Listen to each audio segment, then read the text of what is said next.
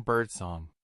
When Eric arrived, he was surprised to find that people still lived there, about 20 or 30, maybe more, all dressed in layers of hand-stitched wool, speaking in a dialect he couldn't quite place. They didn't wave. They didn't smile. But they watched him. Constantly. Eric stayed at a small boarding house run by a woman named Marta, who didn't ask for payment. She simply said, "Record what you must, but only between dawn and dusk." He thought it was superstition. That first night, Eric walked into the field behind the village and tried a simple test, the clap echo. He clapped once. No echo. He clapped again. Louder. Still nothing. Then he yelled, "Hello?" No bounce. No return. No reverberation. It was as if the sound just dissolved. He checked his equipment. All normal. So he went back inside and wrote in his notebook, "Caldelan is acoustically dead." The next morning, Eric started experimenting. He played a tone through his speaker, 1000 Hz constant. In any other environment, this would bounce off surfaces and create a pattern. Here, the wave flattened instantly. No spike. No tail. Just gone. He walked through the village, testing different locations. At one point, he knocked on a wooden post. It made no sound. He even tried to record his own voice, saying his name over and over. But when he played it back, the tape was blank. No hiss. No ambient. Just silence. That night, Marta told him a story. "The valley is hollow," she whispered. "It was carved out by silence itself. The first people who came here, they called it the godless mouth, because once something enters it, it doesn't come back out." Eric asked what she meant.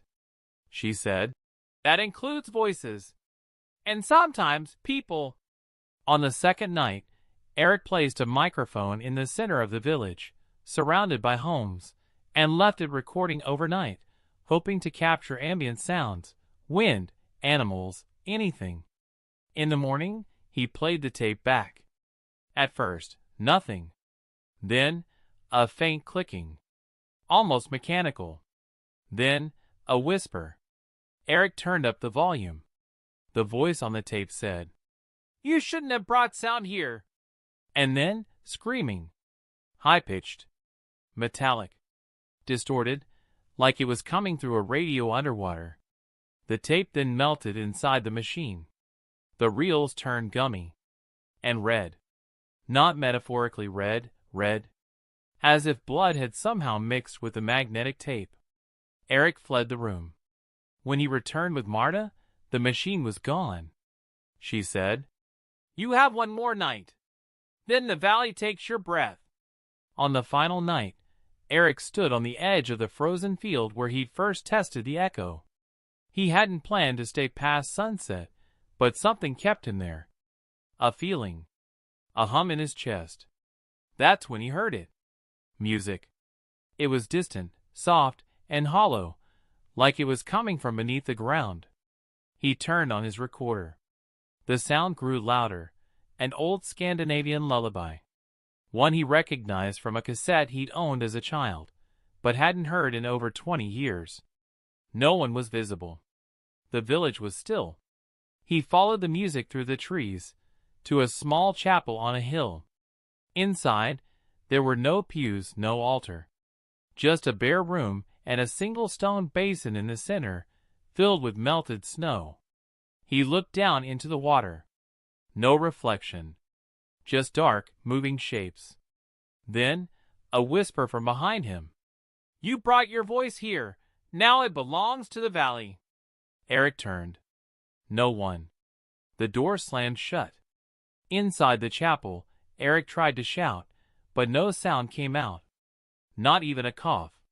His throat tightened, as if air itself refused to move through it. He clawed at his neck, gasping silently. Then the stone basin began to ripple. A shape rose from the water, faceless, but vaguely human, and Eric heard a voice in his head, not with his ears. "You recorded us. Now we will record you." Eric collapsed. When he woke, it was morning. The chapel was gone. Just an open patch of frost. His gear? Melted. His notebook? Blank. And his voice? Gone. Eric somehow made it back to Andelsen's. But something was wrong. When he tried to speak, his voice came out backwards. Not metaphorically, literally reversed audio. He would say, "Hello," and it would sound like, "Allah." Doctors thought it was neurological, but brain scans were normal. Then, in the hospital, a nurse stepped into his room and whispered, "You've been to Caldelan." He nodded, terrified. She closed the door and locked it. Then she said, "They keep your echo there. You can never fully leave." And when she smiled, her mouth didn't move. Weeks later, a journalist named Tove Henningsen heard rumors about a man who'd returned from a silent village and couldn't speak right.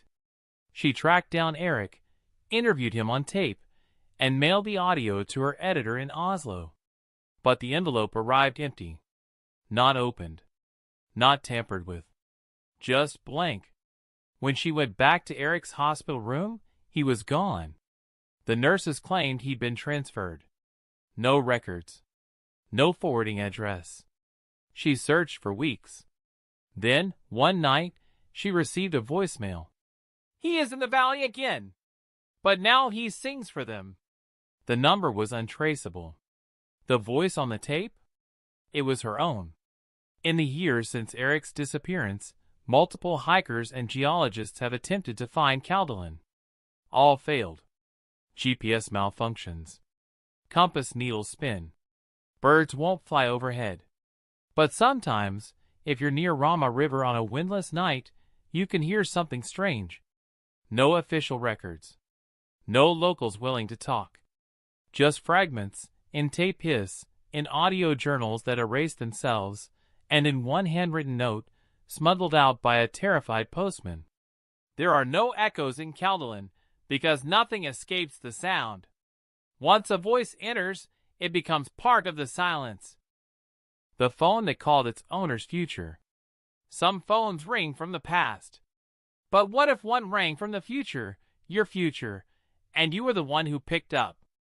In June of 2013, a 25-year-old freelance programmer named Lucas Andrade was living in a cramped apartment in Porto Alegre, Brazil. He was introverted, a bit of a recluse, and spent most of his time coding late into the night, listening to lo-fi music, and drinking way too much strong black coffee. One day, after a long 72-hour coding sprint for a startup that would never pay him, Lucas stepped outside to get fresh air. It was just before sunset. He walked to a nearby flea market, Feira de Tradição, a place known for dusty antiques and weird electronics.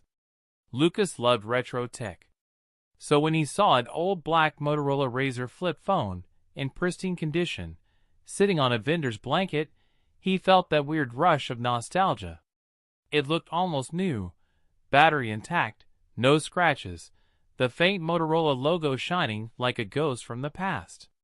The vendor, an older man with cloudy eyes, said it had no SIM card and claimed it didn't belong to anyone anymore. Lucas laughed and bought it for 15 reais. He didn't expect it to turn on. But that night, at 2:33 a.m., it did. All by itself. Lucas was asleep when the phone rang. But it wasn't a ringtone. It was static. And the screen, which shouldn't have worked at all, lit up with a number. +550000002039. He didn't recognize the area code. 00 isn't assigned to any Brazilian state. And 2039 isn't a real number either. It looked fake. But the call wouldn't stop. It kept ringing, longer than any normal call, a full 2 minutes. Eventually, Lucas gave in and answered. There was silence. Then, a distorted voice. Robotic. Almost like his own. It said, "Lucas, don't take the red bus tomorrow. 7:40 a.m. route. It doesn't arrive." Then the call ended. He stared at the phone. There was no call history. He thought it was a prank, some kind of AI joke. But something in the voice, the mechanical rasp, it chilled him. The next morning, curiosity got the best of him. So Lucas didn't take the 7:40 red bus. And at 7:43 a.m., he saw the news. Breaking, Route 14 bus explodes after brake failure. Casualties confirmed. It was the same bus. Same line. Same time. Lucas should have been on it. Lucas kept the phone charged now, afraid to turn it off. It stayed quiet for 3 days. Then came a text message. Rua Santana, corner store, 9:12 p.m. Don't let her go. He stared at the screen. There was no sender name. Just the same ghost number. +550000002039. That night, he walked to Rua Santana out of sheer paranoia.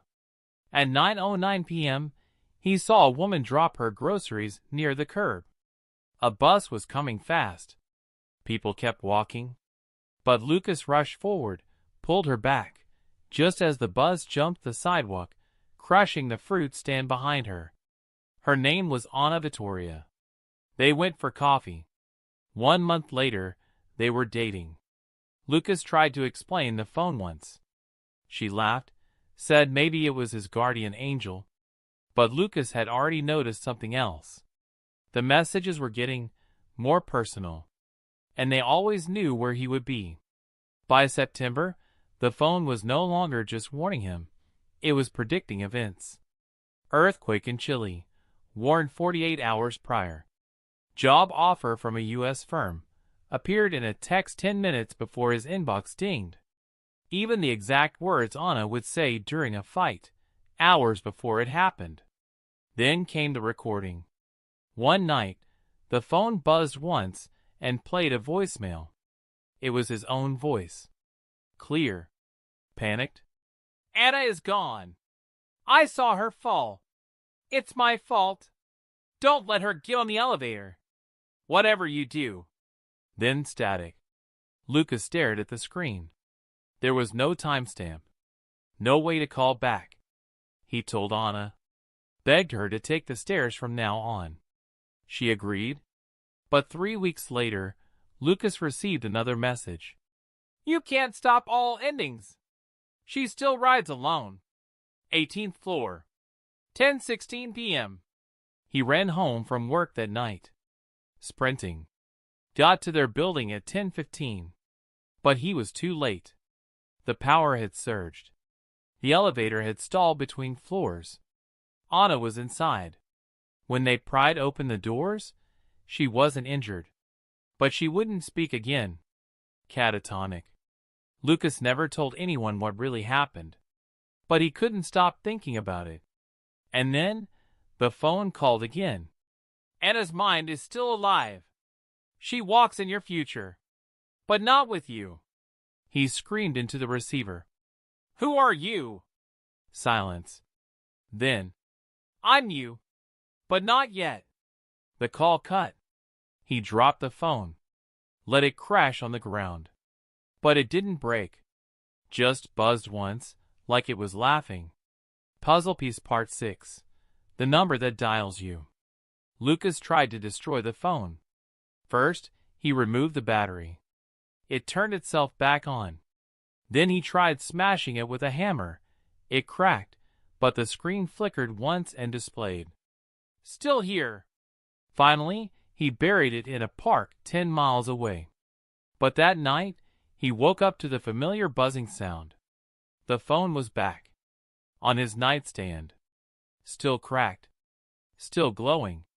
Anna, still catatonic, had been moved to a care facility. Lucas, now obsessed, isolated himself. He started tracking every event the phone predicted, building a spreadsheet. Each message followed a pattern, all pointing toward a future version of himself. one that was always trying to prevent something, but failing. And the messages started using phrases like, "Loop incomplete," "Trying again," "Memory fragment adjusted," "This is iteration 4. Lucas realized with horror. He'd lived through this before. One night, the phone sent a location pin. It led him to an old payphone, broken and rusted, deep in the industrial zone of Porto Alegre. There, taped to the side, was an envelope with his name. Inside, a photograph. It was of Lucas, older, balding, scar on his cheek. The same number on the call that first night. +550000002039. The future wasn't calling. It was looping. Once, it mouthed the words.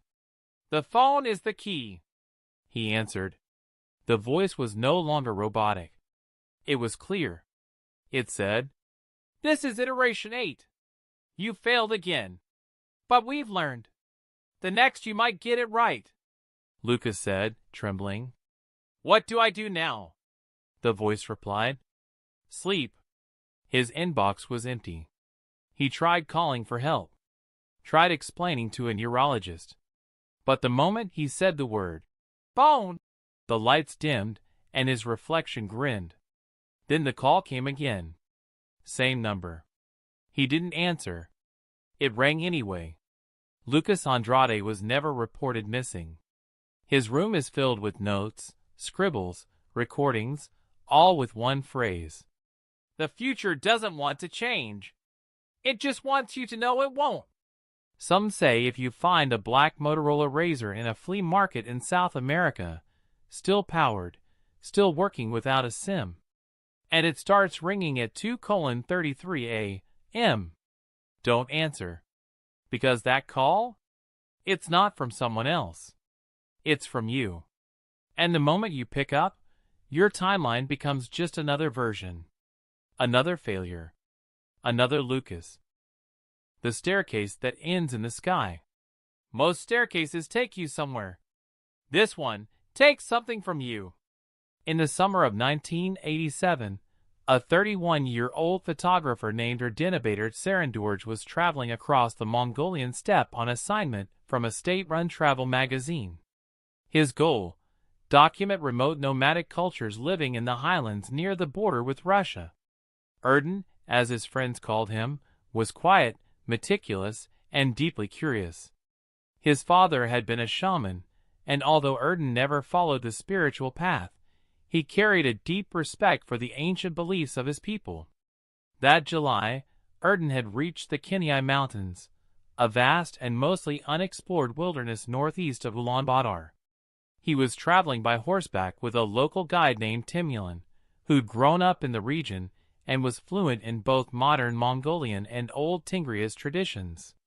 It was during one of these excursions that they spotted something strange in the distance. At first, it looked like a thin white tower, far away on the plains. But as they approached, and the sun began to set, the object began to shimmer. It wasn't a tower. It was a staircase. Standing alone in the grass, with no support, no structure, just a rusted spiral staircase that rose up into the air and then ended. Temulin stopped his horse and muttered something under his breath. Erdin, confused, asked what he said. Temulin replied, "We should not look at it for too long. They don't like being seen." Erdin thought it was some kind of folk tale, a remnant of Tingria's superstition. But something about the way Temulin stared at the sky, it made Erdin hesitate. Still, he pulled out his Soviet-made Zenit camera and snapped 3 photographs. That night, while camping, Temulin refused to eat. He wouldn't speak. He just sat by the fire, eyes darting toward the horizon. At midnight, Erdin woke up to a sound, a soft, metallic creaking, like a chain swinging in the wind. He unzipped his tent.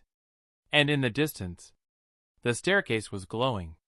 When Erdin returned to Ulaanbaatar 2 weeks later, he rushed to the darkroom in the back of the editorial office. He was excited to develop the images from the expedition, especially the mysterious staircase. He carefully processed the negatives.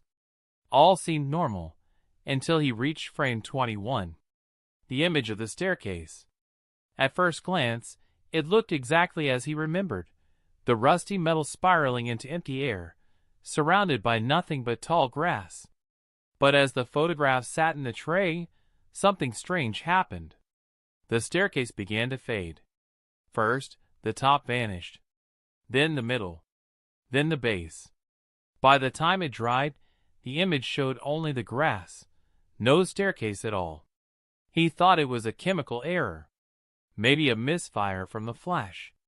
But the negatives were intact, and when he looked closely under a loupe, he saw something chilling. In the shadows near where the staircase had stood, there was a figure. Very faint, barely visible. Tall, thin, head tilted, looking directly at the camera. It hadn't been there when he took the shot.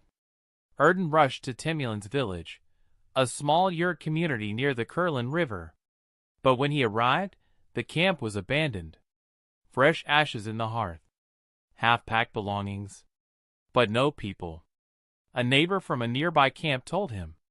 They left 2 nights ago. In silence. No one spoke. Just packed and left. All of them.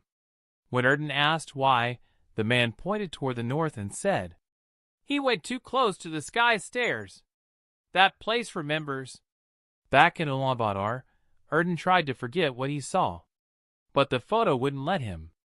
Over the next 2 weeks, he developed 5 more rolls of unrelated images. In every one, no matter what the subject, the same figure began to appear. In windows. In backgrounds. Sometimes reflected in glass that wasn't in the original shot. It always looked the same. A tall, thin shadow. And it was always getting closer. Erden began to spiral. He stopped turning in assignments. Stopped answering calls from his editor. His tiny apartment became a darkroom. Photos and negatives everywhere. But one image haunted him the most. The figure in the frame. No matter how many times he enlarged it, zoomed in, redeveloped it, the face was always missing. A blank oval. Just skin. No eyes, no mouth, no nose. A smudge of nothing in the shape of a man. He showed it to a friend at the Ministry of Culture, a man named Dorj, who had once worked with Soviet photographic intelligence. Dorj stared at the photo, then looked at Erden and said, This isn't a photo error. It's a masking technique, but not one I recognize. Then he lowered his voice. There are old legends of the Tingir. Sky spirits. They walk unseen unless you see their path. If you saw the staircase, then you saw a place you weren't meant to. Erden tried to laugh it off, but his hands were shaking. He hadn't told anyone the worst part yet. Because it wasn't just the photos that were changing. His dreams had started bleeding into reality. He woke up screaming, sweating, only to find mud on the floor beneath his bed. The same rust-brown color of the step. And on his ankle, a perfect imprint of a staircase tread, like he'd stepped on it in real life. For the next week, Erden stayed inside, curtains drawn. Every time he looked up at the sky, even through a window, he felt watched. Not in the normal, paranoid sense. This was different. The sky itself felt alive, as if something had once burned there, or landed. He took new photos. But when developed, they showed not empty plains, but a village. One that didn't exist. With people staring at the camera. Their faces, blank ovals. Erden cross-referenced satellite maps, old Soviet topography files. No village ever existed there. Until he found one document, classified, barely legible, referencing a Project Tingri, and the phrase, Nonlinear elevation anomaly. Mobile. Temporal leakage likely. He didn't understand. Until he dreamed again. And saw himself climbing the staircase.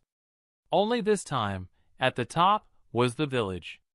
After the dream of the village, Erden woke up to a loud knocking on his apartment door. 3 sharp bangs. He froze. When the man reached the halfway point, he turned his head, but not his body. His face had no features, just pale, stretched skin. And then he spoke, in Erden's own voice. "You're climbing even now. The sky has your feet." Then, the hallway lights exploded. Shards of glass rained down. The man vanished. And on the wall, written in soot, "Climb or be erased." When they searched the area, they found no staircase. But they did find a single footprint, suspended in midair, pressed into nothing. Like someone had taken a step into a place that didn't exist. The police labeled him lost to exposure. His body was never recovered. But the strangest detail? 3 years later, in 1990, his camera was found, wrapped in yak wool, sitting in front of the Mongolian National Museum in Ulaanbaatar. No note. No sign of damage. Inside was one undeveloped roll of film. There have been at least 5 more disappearances in that same region, all during cloudless nights, all preceded by the same whisper. "Most staircases go somewhere, but some bring something back." So if you ever find yourself alone on the Mongolian plains, and you hear the faint creaking of metal where there should be none, don't look up. And whatever you do, don't climb. The camera that took future photos. What if your camera didn't capture the present, but the future? In the spring of 1999, a 26-year-old graphic designer named Min Jae Kim was browsing through a flea market in Incheon. He was there looking for props for a student film project he was helping with. Most of the stalls were full of junk, old toys, cracked VHS tapes, vintage radios. But tucked away in a leather case, half hidden under a table, he found an old Canon AE-1, a 35mm film camera from the late 70s. It was scratched, dusty, no lens cap. But Min Jae, an amateur photographer, immediately loved it. The vendor said it didn't work. Min Jae bought it anyway. It wasn't until he got home that he found the strange note inside the camera case. Handwritten in Korean, smudged and faded. "This camera does not see what is. It only sees what will be. Never use it indoors. Never use it after midnight. And never look directly into the lens." He thought it was a joke. But within 48 hours, he would regret ever buying that camera. Min Jae loaded the camera with fresh Fujifilm and took it out around his neighborhood to test it. A playground. An empty subway station. A corner store he passed every day. He snapped 12 shots, developed the roll at a local lab, and picked up the prints the next morning. Most of the photos were fine, crisp, bright, normal. But the 4th photo made his stomach twist. It showed the subway station, but the sign was different. It read, "Temporary Memorial, April 23, 1999. The date was 3 days in the future. The platform in the photo was also completely different. There were flowers, candles, framed pictures of people, as if a vigil had been set up. But Min Jae had been there just the day before. There was nothing there. He went back that afternoon, still nothing. But on April 23rd, something happened. A man pushed a stroller off the edge of the platform. A tragic murder-suicide attempt. The child survived. The man didn't. The vigil was set up the next morning, exactly as seen in Minji's photo. Shaken by the subway photo, Min Jae decided not to use the camera again. But curiosity is a dangerous thing.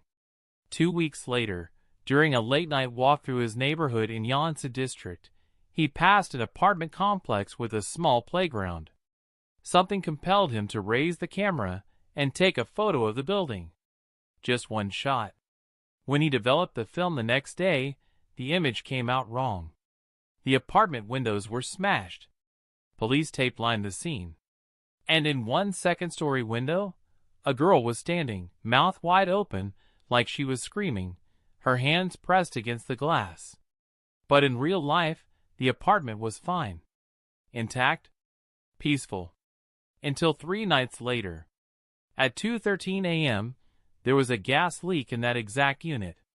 The explosion killed 3 people, including a young girl, whose photo matched exactly the face from the picture Min Jae had developed before it happened. He was now 2 for 2. Terrified and convinced the camera was cursed, or worse, haunted, Min Jae tried to destroy it. But it wouldn't burn. It wouldn't even scratch when he took a hammer to it. So he tried the opposite. He brought the camera back to the market where he'd bought it. But the stall? Gone. The vendor? Never existed. No one remembered him. And that exact table was now being used by a woman selling dried seaweed. She'd been there for 10 years. Panicked, Min Jae took the camera to his friend Soo-young, an art school graduate who worked with analog film.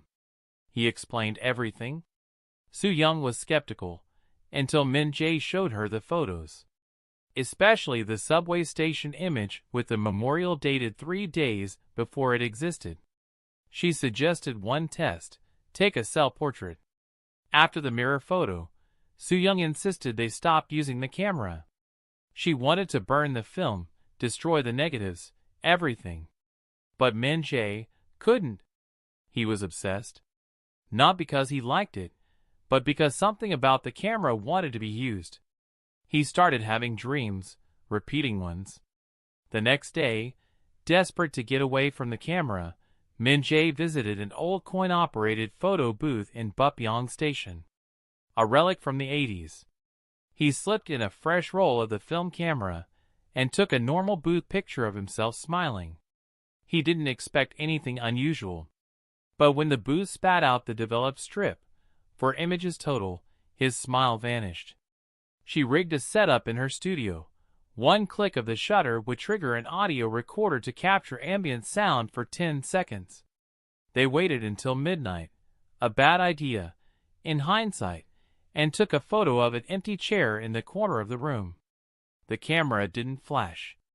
By 3:33 a.m., it simply said, "We've already taken your smile."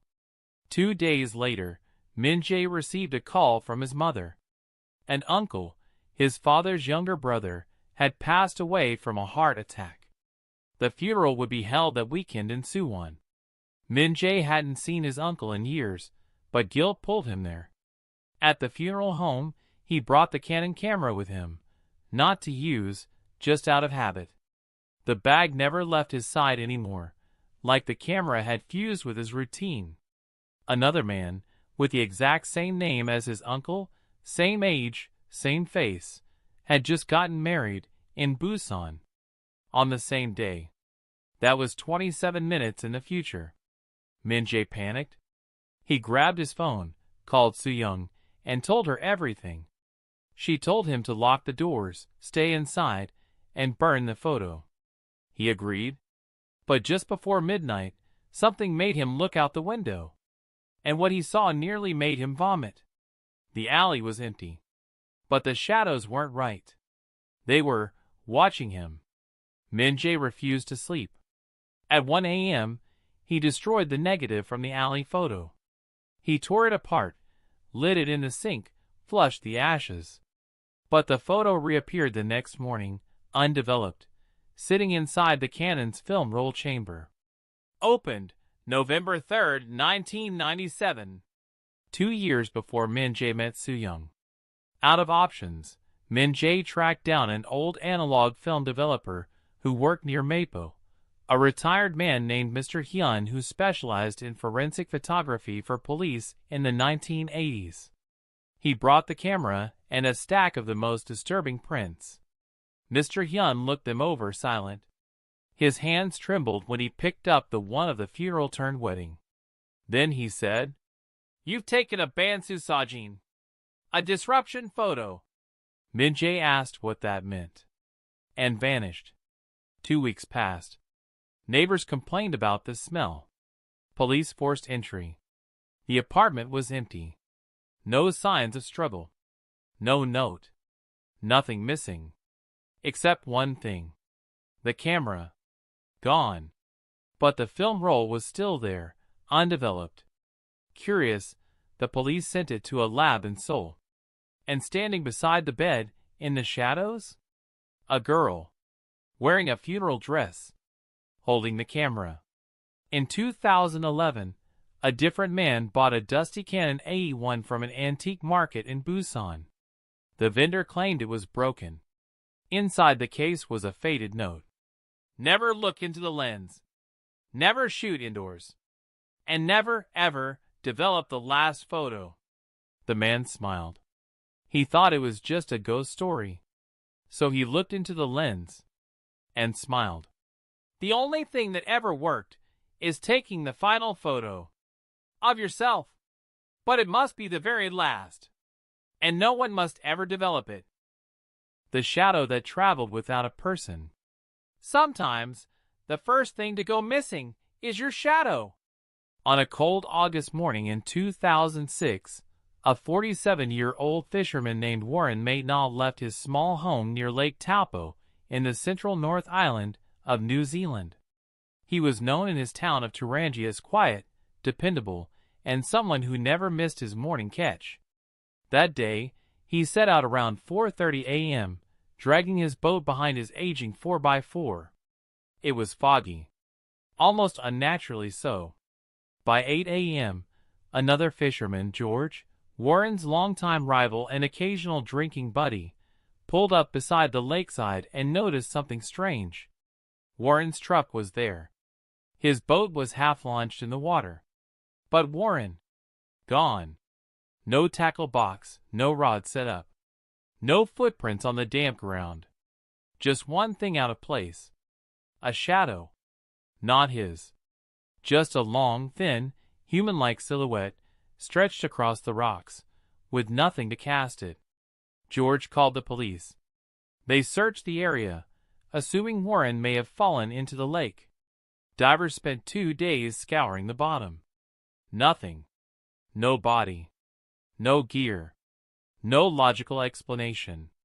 Except one bizarre report from a teenage camper half a kilometer away, who told officers she saw a shadow walking by itself, like it didn't know it shouldn't be alone. They dismissed it. But Warren's family never found peace. And his case remains open. 2 months after Warren Maitnall vanished, in October 2006, a primary school teacher named Eliza Rowe arrived early to open up her classroom at a rural school in nearby Othakun. She was 32, recently divorced, known for being no-nonsense, the kind of teacher who scared you into being better. That morning, the janitor, Kevin, noticed her car already in the lot by 6:15 a.m., earlier than usual. But when he went to greet her in the hallway, she was just standing there, not moving, looking at her own reflection in the glass trophy cabinet. He asked if she was okay. She turned and asked a question he'd never forget. "Do you remember what I look like?" He thought she was joking. But she wasn't smiling. She seemed terrified. She said she'd looked in the mirror that morning and couldn't recognize her own face. That her reflection had shifted, just slightly. And the most terrifying detail? Her shadow had stayed behind in the mirror. It hadn't followed her when she turned. Kevin laughed nervously. Eliza didn't. She left early that day and never came back. 2 weeks later, she was reported missing after her ex-husband came by her flat and found dinner on the stove, keys in the door, and no one home. Except in the reflection of the living room window? A shadow. Standing. Watching. But no one on the inside. Investigators searched Eliza's home. Nothing was stolen. No signs of struggle. But her bedroom had been covered, absolutely blanketed, in hand-drawn outlines of her own shadow. Hundreds of them. On paper. On the walls. Even on the ceiling. Each one had a different date underneath. The final one? October 22nd, the day before she vanished. And beneath it, one phrase scrawled over and over. "It left first." Then it came back alone. The school where she worked closed temporarily. A few weeks later, a substitute teacher arrived to clean out the old room. She noticed something odd in the corner of the classroom. A long vertical mirror leaned against the wall. She swore it hadn't been there before. She walked past it. Her reflection followed. But her shadow didn't. By late November 2006, whispers about the walking shadow had spread through small towns in central New Zealand. Most dismissed it as urban legend, something kids dared each other to talk about at sleepovers. But then came the incident on State Highway 1, just outside Taihape. A long-haul truck driver named Russell Beck was making a late-night delivery. Around 2:40 a.m., deep in the middle of nowhere, he spotted what he assumed was a pedestrian walking along the side of the road. Russell slowed down to offer help. It was unusual to see anyone out here at that hour. But when his headlights hit the figure, he froze. The man was tall, wearing a coat, but his feet didn't touch the ground. He was hovering, just inches off the pavement, and swaying gently, as if blown by wind that wasn't there. And his shadow? It was walking ahead of him, not behind. Like it had its own destination. Russell honked. No response. He passed the figure, sweating. But when he checked his rearview mirror, the shadow had turned around. But the man hadn't. 3 days later, a young couple named Hannah and Thomas were hiking the Tongariro crossing when they found a Polaroid camera half buried near a rest hut. It still had one undeveloped shot inside. Out of curiosity, they snapped a photo of themselves with the mountains behind them. Later that night, back at their lodge, the photo developed, but only Hannah appeared in the image. Thomas was missing entirely. Even his shadow wasn't there. Hannah laughed nervously. Maybe it was a glitch? But 2 days later, Thomas disappeared. I thought your office said next week. But Lynette checked her notes. No, today. She asked if Isaac was home. The aunt frowned. Isaac's been gone for 6 weeks. Lynette, confused, stepped inside and stopped dead in her tracks. The aunt screamed. Isaac blinked once and disappeared. Word about the strange disappearances was quietly traveling among local law enforcement, unofficially, of course. No 1/20th, a power company employee named Jonas Fielding was sent to investigate a series of energy blackouts affecting a rural stretch near the Kaingaroa forest. But she didn't. She tracked down a man referred to in whispers across the Bay of Plenty. Makir Tuartoa, a reclusive former cultural anthropologist and Maori's spiritual advisor, now living in isolation. When she arrived at his hut, the villa was famous for one thing: 360 degrees of glass walls. Every angle offered a reflection day and night. Leonard was a tech consultant on vacation, staying alone, hoping to escape work stress. The first night went fine. The next morning, the cleaning staff entered the villa and found it spotless, bags still packed, passport untouched. But no Leonard. Except on the bathroom mirror was a smudge of breath, and a single fingerprint on the glass, from the inside. New Year's Eve, 2006. Dozens gathered at Mount Cook for a winter camping celebration under the full moon. Among them, a group of university students with cameras and telescopes. And then a second, and a third. They moved in perfect silence, with no source, across the snow. In the morning, the students. But Luca began acting differently. He stood outside at dusk, watching the ground. He whispered to corners. And he began drawing the same thing over and over. A long shadow, taller than any human, leading into a black doorway in the earth. The last page had one sentence. My shadow knows the way home. He was never seen again. Detective Amara Nathai resigned from the force the next week.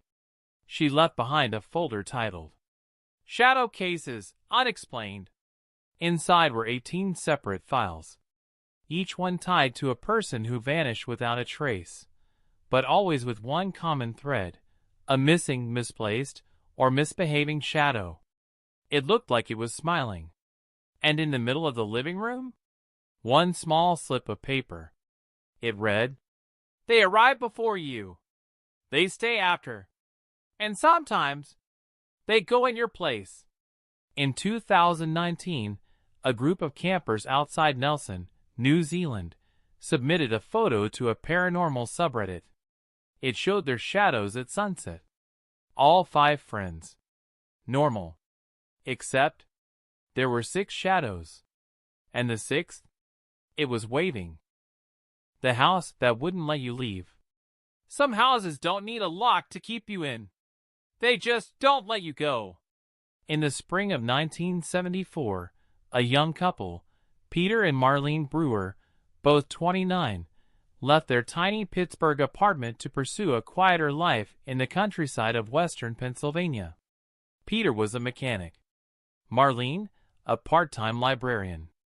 They had no kids, few friends, and a dream: restore a big, empty farmhouse and turn it into a bed and breakfast. They'd bought the property at an auction. No other bidders. A 3-story colonial-era home just outside Meadville, nestled in overgrown trees, purchased for $14,000. It was a steal, until the house started stealing from them. The first strange thing wasn't inside, it was the welcome mat. When they arrived on move-in day, they noticed a tattered mat at the front door that said, "You're already home." Neither of them had put it there. They assumed maybe a neighbor had left it. But there were no neighbors within a mile. Peter tossed it aside and unlocked the front door. It didn't creak. It sighed. The first week, they focused on cleaning. The inside of the house was dusty, but mostly untouched. Windows intact. Furniture from the 50s. Old wallpaper with faint floral patterns. Then Peter noticed something odd. The study, a small room with a fireplace and bay windows, seemed to be on the left side of the house when viewed from outside. But inside, it appeared on the right. He chalked it up to fatigue. Old homes were confusing. But when he walked around the outside of the house that evening, the bay windows weren't there anymore. In their place, a solid wall. He called Marlene. She thought he was joking. But when they walked around again together, they both saw the windows. And then they were gone. Peter joked, "Maybe the house is shy." Marlene replied, "Or maybe it moves when we're not looking." They laughed, but neither of them slept well that night. 10 days in, Peter tried to set up a landline. He called the phone company from a payphone in town and asked to activate the number assigned to their property. The operator paused, then said, "Sir, that address isn't in our records. Are you sure it exists?" Peter gave her coordinates. She said that parcel was marked non-residential, condemned. He asked why. She replied, "It burned down in 1953. Peter froze. "That's impossible," he said. "I'm living in it." The operator apologized and offered to escalate the ticket. He never heard back. Back at home, the rotary phone on the wall began ringing every night at 2:17 a.m. No dial tone. No connection. Just one ring, followed by the sound of breathing. Peter disconnected the wires. It kept ringing anyway. On May 10th, about 2 weeks after moving in, Marlene decided to clean the guest room on the second floor, a cramped, square space with floral curtains and a single iron bed frame. She opened the door and immediately noticed something strange. The room was cold. Colder than the rest of the house, even though the heater had been running all morning. Still, she entered, dusted the windowsills, and swept the floor. The whole process took maybe 30 minutes. As she was leaving, she heard a soft click behind her. She turned. The door was shut. She hadn't closed it. She reached for the knob. It wouldn't turn. She called for Peter. No response. She tried again. Still stuck. Then the doorknob began to turn by itself, ever so slightly, not toward her, but away, like someone was locking it from the inside. But she was inside. Marlene backed away, panic growing. She pounded the door with her fists. It was Peter, finally answering from the hallway, who broke it open using a crowbar. When they looked at the old knob, Peter said, "This lock, it only works from the outside," Marlene whispered. "Then how did it lock me in?" 2 days later, Peter and Marlene decided they needed a break, a weekend away to clear their heads. They packed bags, locked up, and walked down the long gravel path toward their car. But when they reached it, it was gone. No tire marks. No broken glass. Just a circle of flattened grass where it had been. They both ran back to the house to call for help. Except, the front door was no longer where it used to be. They circled the entire house 3 times. No doors. No way in. Finally, on the 4th pass, Marlene screamed. The door was back, but now on the side of the house. No porch. Just a frame, hovering a few inches above the ground, like the house had turned to face a different direction entirely. Peter hesitated. Marlene whispered, "Don't go in." Peter opened it anyway. Inside, everything was normal. Except the kitchen clock was now stuck at 2:17. The exact time the phone always rang. That night, they made a plan, leave on foot. They didn't care if the car was gone. They would walk to the nearest town, get a hotel, and never come back. They waited until morning, packed light, left a note, and stepped out. As they reached the edge of the treeline, the sky changed. It turned gray, not cloudy, flat, artificial gray, like someone had lowered a ceiling. Marlene looked back. The house was closer than before, closer than possible. She hadn't heard footsteps, but somehow they were now only 20 feet from the front door again. Peter grabbed her hand and screamed, "Run!" They sprinted. And then the forest looped. They passed the same oak tree 3 times. Same broken fence. Same fallen log. Each time they ran, the house was a little closer. Peter stumbled backwards, shouting. Marlene ran in. The reflection was gone. But etched into the steam on the mirror, perfectly centered, was a single line. "He looks better in your skin." That afternoon, Peter searched the attic for tools, desperate to wedge. "The house is alive. It doesn't breathe. It doesn't move. But it watches. And it remembers. It feeds on decision. If you want to leave, it learns to stop you. Every time you plan an escape, it listens. At least, not yet." 2 nights later, Peter woke up to a hum. In early June, Marlene began keeping a journal. She logged every sound, every flicker of light, every door that moved on its own. But on June 12th, she noticed something stranger. "The hallway's shorter," she wrote. 7 steps from the den to the front door. It used to be 12. Peter measured the living room the next day. When it resumed, Marlene was asleep, and Peter's shadow, frozen on the far wall, was still blinking. Mile after mile. Then silence. Trees opened. And there it was again. The house. Same exact angle. Like it had followed them. Not fully formed. Just impressions. People made of shadow and static. Marlene screamed. Peter tried to run, but the front door had been replaced by another hallway. Each door in the house now opened into another part of the house. No exits. Marlene looked at him. "Do you think we were meant to come here?" Peter didn't answer, because just then the hallway ended. And the house? It wasn't there. Just an empty field. No ruins. No gravel. No chimney. Gone. Like it had never been built. Marlene never saw Peter again. She returned to Pittsburgh, moved in with H. No one questioned it. On move-in day, they found a welcome mat that read, "You're already home." And under the floorboards, a single, dust-covered photo. 2 people standing in front of the house. That night, at 2:17 a.m., the rotary phone rang. They didn't own a rotary phone, but they picked up, and from the other end came a whisper. "The house is awake again." Then, "Welcome back."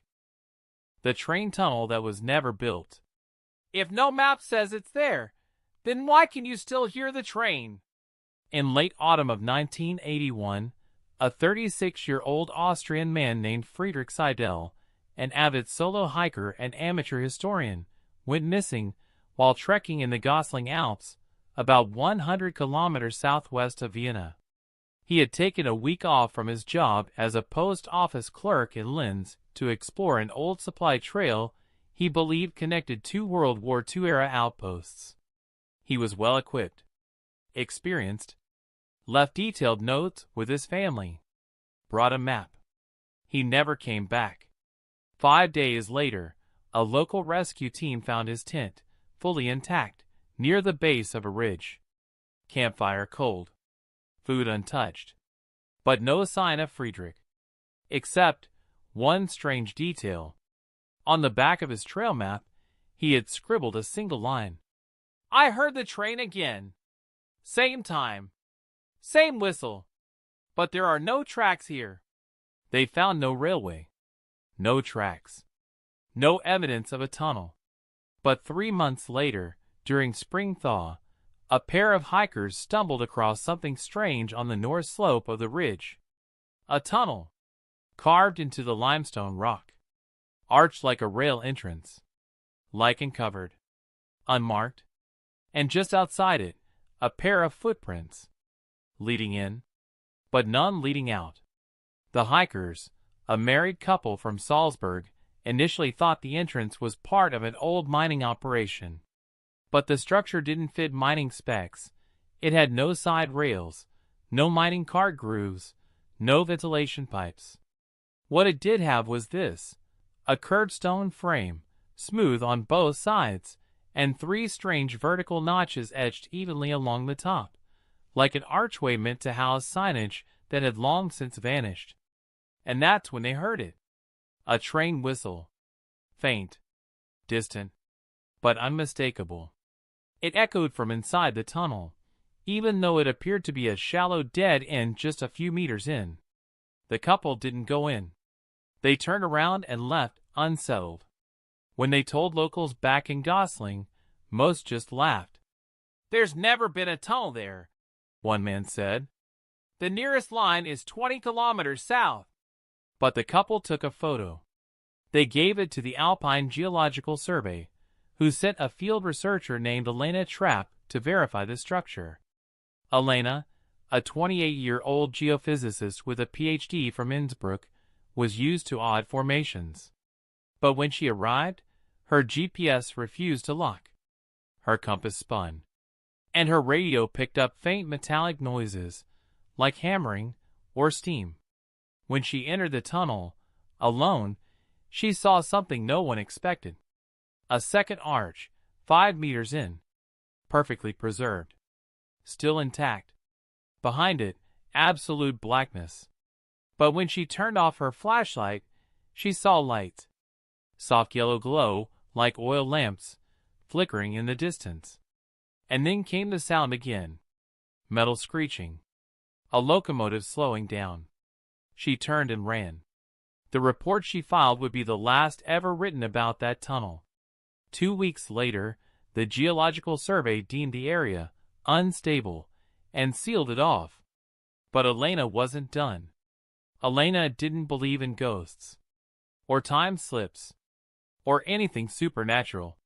But something about the tunnel felt wrong in a scientific way. So she reached out to a contact at the Austrian Rail Historical Archives in Vienna, a reclusive map specialist named Rolf Meissner, who maintained private access to pre-war survey charts. Rolf agreed to help. He spent 3 days combing through rail development plans from 1900 to 1960. And he found something. A proposal, dated 1939, for a military rail extension running exactly through the Gosling Ridge. A tunnel. Short, straight, but never approved. The documents showed it had been marked for construction, then canceled within weeks. Stamped rejected by high command. But Rolfe noticed something even stranger. A follow-up note, handwritten, tucked into the folder. Work began. Ceased after first shift. All 5 men missing. Tunnel sealed. Order, erase route. There was no record of this order anywhere else. Elena visited the archives herself. Saw the documents. Took a photograph. That night, she received a phone call from an unlisted number. A man whispered, "You walked the wrong tracks. Don't return. It's not a tunnel. It's a loop." She moved out of Austria that week. But she never deleted the photo. Because in it, behind the edge of the rail map, barely visible, was a blurry silhouette, standing in the tunnel, looking at the camera. A year after Friedrich disappeared, his brother Thomas Seidel, a retired engineer, decided to visit the ridge. He wanted closure. Answers. Maybe just to leave a cross. But when he arrived at the slope, something stopped him in his tracks. There were fresh footprints, leading to the tunnel. It had been officially sealed, bricked over. But the bricks were cracked. Thomas camped overnight. At 3:47 a.m., he heard a train whistle. Then a rumbling. Then silence. He returned home. And 3 weeks later, a brown envelope arrived. No return address. Inside, a train timetable dated 1981. One route was circled. Linz? Linz. No middle station. Just a time, 3:47 a.m. He took it to a transit historian who told him this. "That line never existed. But I've seen this format before, during the war. It's a loop test pattern used in phantom track simulations." Phantom tracks were wartime decoys, lines built to confuse spy planes. Except this one was never physically built. At least, not officially. Thomas became obsessed. He returned to the ridge every October. Same day, same hour. Always heard the whistle. Never saw the train. Until 1989. October 22nd, 1989. Thomas stood at the base of the ridge, holding a flashlight, a stopwatch, and the old 1981 timetable.